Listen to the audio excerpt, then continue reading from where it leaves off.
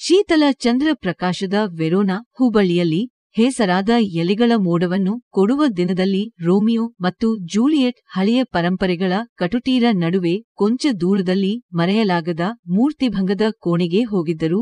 ಹೊರನಗರಗಳ ಕಣ್ಣುಗಳು ಮತ್ತು ಅವರ ಕುಟುಂಬಗಳನ್ನು ಹೊಡೆದ ಹಿಂದೆ ಬಾಗಿಲು ಬರುವ ಜಾಸ್ಮಿನ್ ಮತ್ತು ಗುಲಾಬಿಗಳ ಹೊಳೆಯುವ ಗೂಡಾರದಲ್ಲಿ ರೋಮಿಯೋ ಜೂಲಿಯೆಟ್ಗೆ ತನ್ನ ಕೈಯನ್ನು ತೋರಿಸಿದನು.